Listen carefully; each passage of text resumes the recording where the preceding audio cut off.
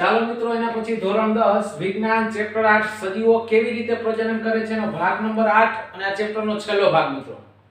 હવે એની અંદર પ્રશ્ન નંબર 37 લૈંગિક પરિપક્વતા સંદર્ભે તરુણો એટલે કે વ્યક્તિઓ પર કેવો દબાણ હોય છે. મિત્રો જેમ જેમ લૈંગિક પરિપક્વતા હોય એટલે અમુક વ્યક્તિઓ પર દબાણ આવે છે. શા માટે? તો કે હા બરાબર છે, દબાણ આવે છે. કેવા? તો કે વ્યક્તિ ઈચ્છતી હોય કે ન ઈચ્છતી હોય એના મિત્રો દ્વારા અમુક પ્રવૃત્તિઓ કરવા માટે દબાણ કરવામાં આવે છે. તો કહી શકાય વ્યક્તિ ઈચ્છતી હોય કે ના ઈચ્છતી હોય તેના મિત્રો દ્વારા અમુક પ્રવૃત્તિ કરવા માટે દબાણ કરવામાં આવે છે. એના મિત્રો સર્કલ દ્વારા બરાબર અમુક પ્રકારના દબાણ કરવામાં આવતા હોય છે. પછી વિવાહ અને સંતાનોત્પત્તિ માટે એટલે કે સંતાન પ્રાપ્તિ માટે પારિવારિક દબાણ હોય છે. એટલે કે પરિવારનું દબાણ હોય છે. સંતાન પ્રાપ્ત કરવા માટે અને વિવાહ માટે પરિવારનું પણ દબાણ આવતું હોય છે તરુણ અવસ્થાની અંદર. બાળ જન્મ અટકાવવા સરકારી સંસ્થાઓ દ્વારા દબાણ કરવામાં આવે છે. સરકારી સંસ્થાઓ દ્વારા દબાણ કરવામાં આવે છે. જાતીય સમાગમ એટલે મૈથુન ક્રિયા દરમિયાન શારીરિક સ્થિતિ બરાબર છે કેવી છે એના વિશે દબાણ કરવામાં આવે છે. જાતીય સમાગમ એટલે કે મૈથુન ક્રિયા દરમિયાન શારીરિક ક્ષમતા કેવી છે તેના પર દબાણ કરવામાં આવે છે. એટલે કે એની શારીરિક ક્ષમતા કેવી છે જાતીય સમાગમ દરમિયાન એવું પણ દબાણ મિત્રો આવતું હોય છે. લૈંગિક પરિપક્વતા એક ક્રમિક પ્રક્રિયા છે અને એ સમયગાળા દરમિયાન શારીરિક વૃદ્ધિ થતી હોય છે. યાદ રાખજો, લૈંગિક પરિપક્વતા એ ક્રમિક પ્રક્રિયા છે જેનાથી શારીરિક વૃદ્ધિ થાય છે. શારીરિક વૃદ્ધિ થાય છે. તેથી લૈંગિક પરિપક્વતા દરમિયાન આંશિકપણે લૈંગિક પરિપક્વતા દરમિયાન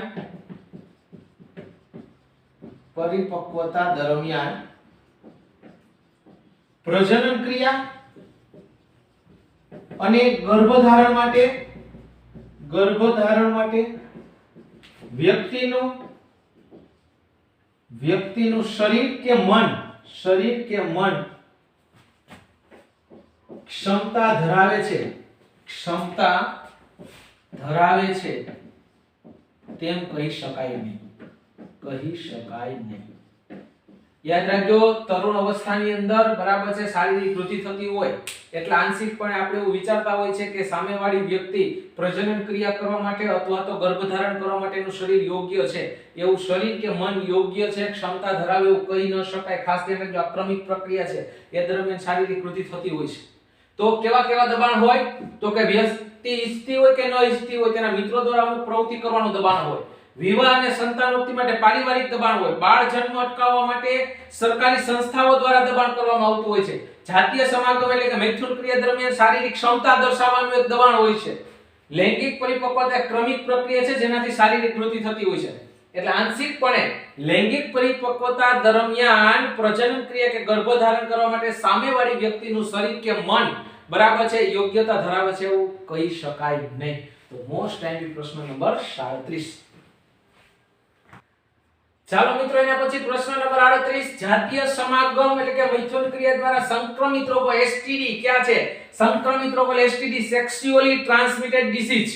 ઇંગ્લિશમાં એનું પૂરું નામ થશે સેક્સ્યુઅલી ટ્રાન્સમિટેડ ડિસીઝ. બરાબર છે. ક્યાં કેવા રોગ થાય છે? તો કે જ્યારે જાતીય સમાગમ કરવામાં આવે છે ત્યારે સ્ત્રી અને પુરુષ ના બરાબર છે બંનેના શરીર પ્રગાઢ રીતે બરાબર સંબંધ ધરાવતા હોય છે તો કહી શકાય જાતીય સમાગમ દરમિયાન સ્ત્રી અને પુરુષના બંનેના શરીર પ્રગાઢ રીતે સંબંધ ધરાવે છે જેથી સંક્રમિત રોગો થવાનો ભય રહે છે સંક્રમિત રોગો એટલે એસટીડી એનું પૂરું નામ છે સેક્સ્યુઅલી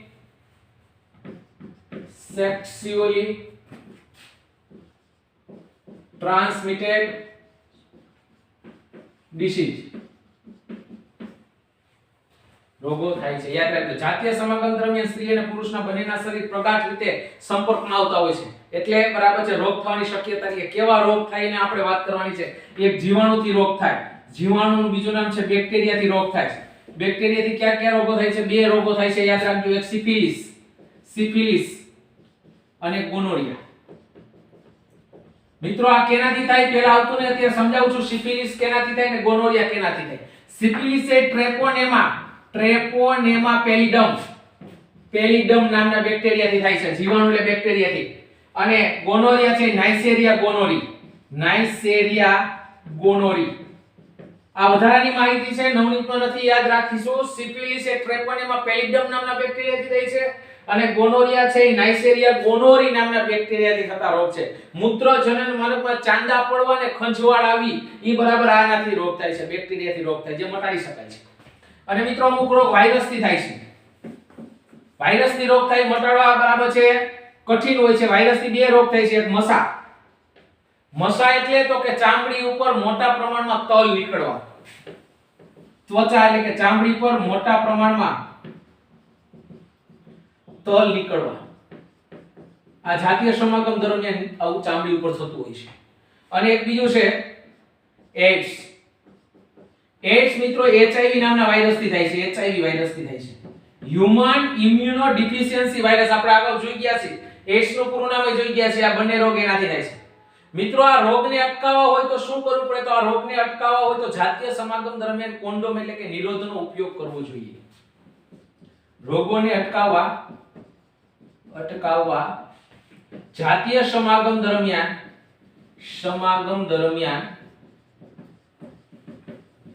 કોન્ડોમ એટલે કે નિરોધ નો ઉપયોગ કરવાથી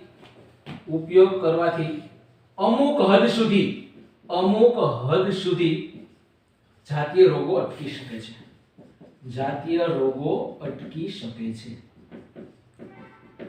યાદ રાખજો બરાબર છે સેક્સ્યુઅલી ટ્રાન્સમિટેડ ડિસીઝ એસટીડી જાતીય રોગો કઈ રીતે થાય તો કે જાતીય સમાગમ દરમિયાન સ્ત્રી અને પુરુષ બંનેના શરીર પ્રગાઢ રીતે એકબીજાના સંપર્કમાં આવતા હોય છે એનાથી જાતીય રોગ થવાની સંભાવના રહે છે જાતીય રોગ જીવાણુથી થાય ને વાયરસથી થાય જીવાણુ એટલે કે બેક્ટેરિયાથી બે રોગ થાય સિફિલિસ અને ગોનોરિયા સિફિલિસ એ ટ્રેપોનેમા પેલિડમ નામના બેક્ટેરિયાથી થાય ને ગોનોરિયા છે નાઇસેરિયા ગોનોરી નામના બેક્ટેરિયાથી થાય આ બંને રોગની અંદર મૂત્રજનન માર્ગમાં ચાંદા પડવા અને ખંજવાળ આવી થાય છે બરાબર છે આ બંને રોગ મટાડી શકાય જે વાયરસ દ્વારા થતા રોગ મટાડતા બરાબર છે વાર લાગે છે મસા ચામડી પર મોટા પ્રમાણમાં તલ નીકળવા અને મસા કે એડ્સ નામનો રોગ થાય ભયંકર રોગ છે એડ્સ છે HIV નામના વાયરસથી થતો રોગ છે આવા રોગો અટકાવવા માટે જાતીય સમાગમ દરમિયાન પુરુષે બરાબર છે કોન્ડોમ એટલે કે નિરોધનો ઉપયોગ કરવામાં આવે તો અમુક હદ સુધી આ રોગો અટકી શકે છે તો મિત્રો મોસ્ટ ટાઈમ ક્વેશ્ચન અને સ્ક્રીનશોટ પાડી ફેસબુકમાં લખવાનો છે ચાલો મિત્રો એના પછી પ્રશ્ન 39 મોસ્ટ ટાઈમ ક્વેશ્ચન છે 3 માર્ક્સ ની અંદર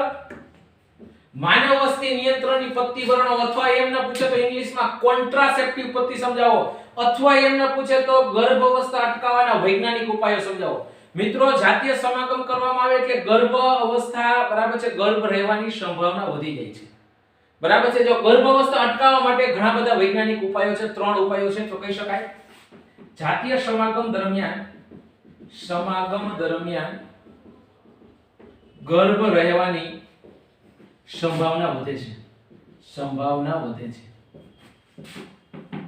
તેને અટકાવવા ઘણા વૈજ્ઞાનિક ઉપાયો છે મિત્રો ઘણા બધા વૈજ્ઞાનિક ઉપાયો છે એના દરમિયાન ગર્ભાવસ્થા અટકી શકે તો પહેલો આપણે ઉપાય જોઈએ યાંત્રિક અવરોધ એક એવો રાસાયણિક અવરોધ આવશે. ત્રણ વિભાગ આપણે ત્રણે ત્રણ જોઈએ કે યાંત્રિક અવરોધ વિશે પહેલા જોઈએ. મિત્રો પુરુષની અંદર બરાબર છે કોન્ડોમ અને સ્ત્રીની અંદર બરાબર છે યોનિના બરાબર છે ઢાંકતા બરાબર છે પડદા દ્વારા પુરુષમાં કોન્ડોમ અને સ્ત્રીમાં યોનિને ઢાંકતા પડદા દ્વારા શુક્રકોષ અને અંડકોષને બરાબર છે એકબીજાનું મિલન થતું અટકાવી શકાય. તો કહી શકાય દ્વારા ગર્ભ અવસ્થા પ્રાપ્ત થતી નથી. પુરુષ કોન્ડોમનો ઉપયોગ કરે, સ્ત્રીમાં યોનિને ઢાંકતા પડદા દ્વારા બરાબર છે ગર્ભ અવસ્થા થતી નથી અથવા તો ગર્ભ અવસ્થાને અટકાવી શકાય છે. એ ઉપરાંત વધારાનો આપણે માહિતી કહીએ તો કે ગર્ભ અવરોધક અટકાવવા માટે સ્ત્રીની અંદર બરાબર છે ગર્ભાશયની અંદર કોપરટી અથવા તો આકડીનો ઉપયોગ કરવામાં આવે છે જેથી કરીને ગર્ભ રહેતો નથી. તો કહી શકાય ગર્ભ અવરોધક સાધન તરીકે સ્ત્રીના ગર્ભાશયમાં ગર્ભ અવરોધક સાધન કોપરટી અને આકડીનો ઉપયોગ કરવામાં આવે છે. આકડીના ઉપયોગથી ગર્ભાવસ્થા અટકાવી શકાય છે.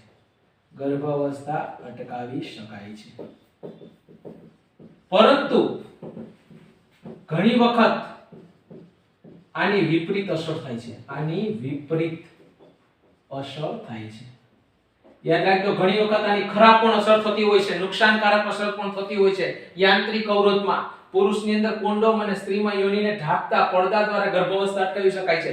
એ ઉપરાંત ગર્ભ અવરોધક સાધન તરીકે સ્ત્રીના ગર્ભાશયની અંદર ગર્ભાવસ્થા સાધન છે કોપરટી અથવા તો આકડી, એનો ઉપયોગ કરી શકાય છે. પરંતુ ઘણી વખત બરાબર છે આની વિપરીત શરીરમાં અસર થતી હોય છે. બીજું છે રાસાયણિક અવરોધ.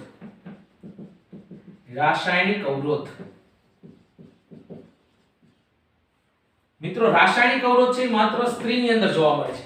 સ્ત્રી બરાબર છે ગર્ભ અવરોધક અટકાવી શકે એવી દવા લેવામાં આવે છે. તો કહી શકાય રાસાયણિક અવરોધ તરીકે સ્ત્રીઓ ગર્ભ અવરોધક ગોળીનો ઉપયોગ કરે છે.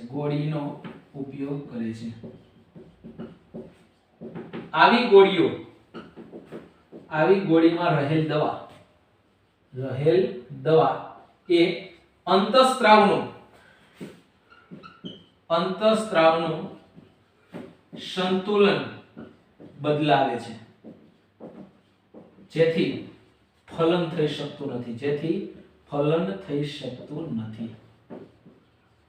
યાદ રાખજો, માત્ર આ રાસાયણિક અવરોધ છે માત્ર સ્ત્રીઓ આવી ગોળી લે છે, ગર્ભ અવરોધક ગોળી, જેનાથી ગર્ભ રહેતો નથી. ગર્ભ અવરોધક ગોળીની અંદર એવા દવા હોય છે કે એના હોર્મોન્સ અંતઃસ્ત્રાવનું સંતુલન બદલાવી નાખે જેથી કરીને અંડપાત ન થાય. અંડપાત ન થાય એટલે અંડકોષ બહાર ન નીકળે. અંડકોષ બહાર ન નીકળે એટલે ફલન થઈ શકતું નથી. પરંતુ ઘણી વખત આવી દવાઓ પણ વિપરીત અસર કરતી હોય છે. ઘણી વખત આવી દવા વિપરીત અસર કરે છે. કારણ કે અંતઃસ્ત્રાવના સંતુલનમાં ફેરફાર થાય એટલે શરીરની અંદર વિપરીત અસર થવાની સંભાવના રહે છે. બરાબર છે. આ રાસાયણિક અવરોધ. અને ત્રીજું છે શસ્ત્રક્રિયા પુરુષ અને સ્ત્રી બંનેમાં કરવામાં આવે છે. પુરુષની અંદર શુક્રવાહિની હોય જે શુક્રકોષનું વહન કરતી હોય, ઈ પુરુષની શુક્રવાહિનીને કાપી નાખવામાં આવે છે. અવરોધ કરવામાં આવે છે. અવરોધ એટલે કાપી નાખવા. પુરુષની શુક્રવાહિનીને કાપી નાખવામાં અથવા તો એને બાંધી દેવામાં આવે છે જેથી કરીને શુક્રકોષનું સ્થળાંતર થતું નથી. એ જ રીતે સ્ત્રીની અંદર અંડવાહિનીને કાપી નાખવામાં આવે છે અથવા તો બાંધી દેવામાં આવે છે જેથી કરીને અંડકોષો ગર્ભાશય સુધી પહોંચતા નથી. આ રીતે બરાબર છે બંનેમાં શસ્ત્રક્રિયા કરવામાં આવે છે. અને શસ્ત્રક્રિયા એક વૈજ્ઞાનિક ટેકનિકની કરવામાં આવે છે અને લાંબા સમયગાળા માટેનું આયોજન હોય છે જેનાથી ભવિષ્યની અંદર પણ બરાબર છે ગર્ભ રહેવાની સંભાવના રહેતી નથી. પરંતુ જો આ શસ્ત્રક્રિયા વ્યવસ્થિત કરવામાં ન આવે તો પણ શરીરમાં ચેપ લાગવાની સંભાવના વધે છે. તો કહી શકાય પુરુષમાં શુક્રવાહિનીને કાપી નાખવામાં કે બાંધી દેવામાં આવે છે. બાંધી દેવામાં આવે છે, જેથી શુક્રકોષોનું સ્થળાંતર થતું નથી, જેને વાસેક્ટોમી કહે છે. યાદ રાખજો, પુરુષમાં થતી શસ્ત્રક્રિયાને વાસેક્ટોમી કહેવાય, ઇંગ્લિશ નામ છે. એ જ રીતે વાત કરીએ, આપણી ગુજરાતીમાં નસબંધી તરીકે ઓળખવામાં આવે છે. સ્ત્રીમાં અંડવાહિની હોય, અંડવાહિનીને કાપી નાખવામાં કે બાંધી દેવામાં આવે છે, જેથી અંડકોષો ગર્ભાશય સુધી પહોંચતા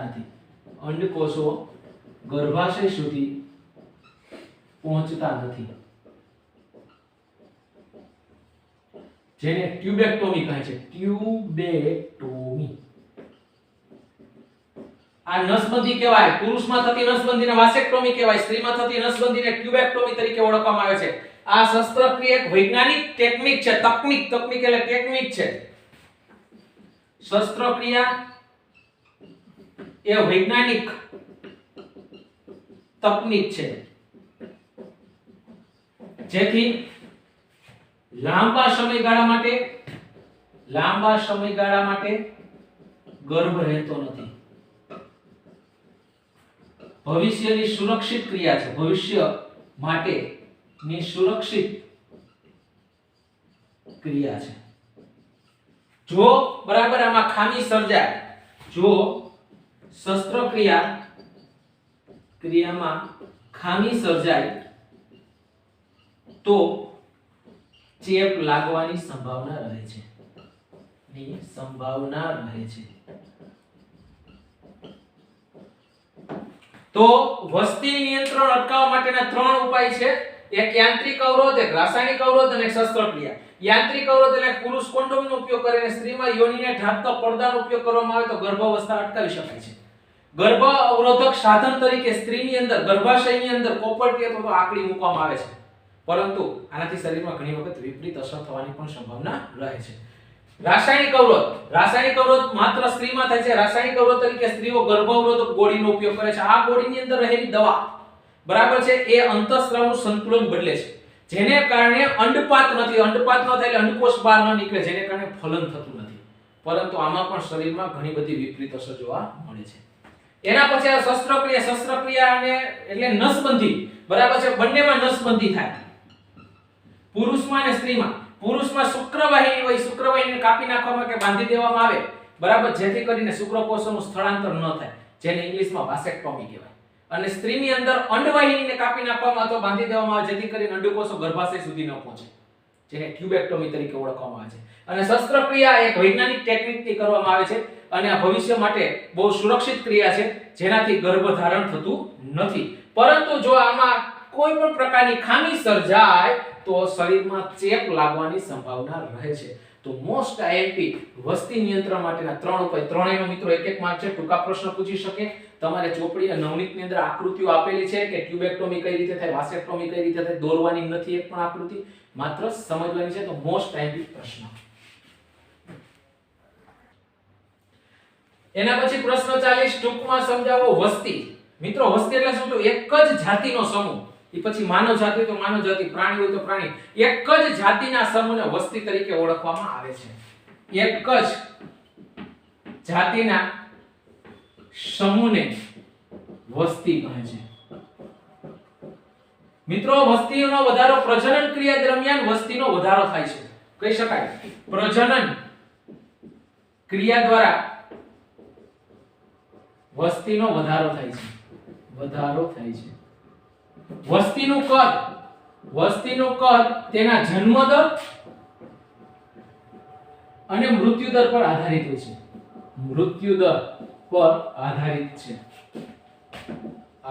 છે. યાદ રાખજો, પ્રજનન ક્રિયા દરમિયાન વસ્તી, કોઈ પણ જાતિની વસ્તીમાં વૃદ્ધિ થાય છે અને વસ્તીનું કદ કેટલું છે તો એના જન્મ દર અને મૃત્યુ દર બંને ઉપર આધાર રાખતું હોય છે. અને માનવ જાતિની વસ્તી અત્યારે બરાબર સતત વધતી જાય, ચિંતાનો વિષય છે. માનવ જાતિ ની વસ્તી સતત વધતી જાય છે, જે ચિંતાનો વિષય છે. જેનાથી વસ્તી વધતી જાય તો શું થાય માનવ જાતિ? તો કે જેનાથી ખોરાકની અછત થશે, જેનાથી ખોરાકની અછત, નૈસર્ગિક સ્ત્રોતોમાં ઘટાડો, નૈસર્ગિક સ્ત્રોતમાં ઘટાડો, નિમ્ન જીવન સ્તર, હાવ જીવન સ્તર નાનું થઈ ગયું, નિમ્ન જીવન સ્તર, સામાજિક અસમાનતા, સમાજની અંદર અસમાનતા અત્યારે ઉદ્ભવી છે, અસમાનતા વગેરે જેવા પ્રશ્નો ઉદ્ભવે છે, વગેરે જેવા પ્રશ્નો ઉદ્ભવે છે. તો મિત્રો આ વસ્તી વધતી જે ચિંતાનો વિષય છે, જેને કારણે ખોરાકની અત્યારે અછત સર્જાણી, આ નૈસર્ગિક સ્ત્રોત છે માં ઘટાડો થયો, જીવન સ્તર હાવ નિમ્ન થઈ ગયું, સામાજિક અસમાનતા વધી ગઈ, આ વગેરે જેવા પ્રશ્નો અત્યારે ઉદ્ભવે છે. તો તુલનાત્મક રીતે જોઈએ તો વસ્તીનું કદ ઓછું અને મર્યાદિત હોવું જોઈએ. તુલનાત્મક રીતે વસ્તી નું કદ ઓછું કે મર્યાદિત પ્રમાણમાં હોવું જોઈએ, મર્યાદિત પ્રમાણમાં હોવું જોઈએ. તો યાદ રાખજો, વસ્તી વિશે પૂછાય તો કહી શકાય એક જ જાતિના સમૂહને વસ્તી કહેવાય. પ્રજનન ક્રિયા દરમિયાન વસ્તીમાં વધારો થાય છે. વસ્તીનું કદ એટલે શું? તો કે વસ્તીનું કદ એ જન્મદર અને બરાબર મૃત્યુદર ઉપર આધાર રાખતું હોય છે.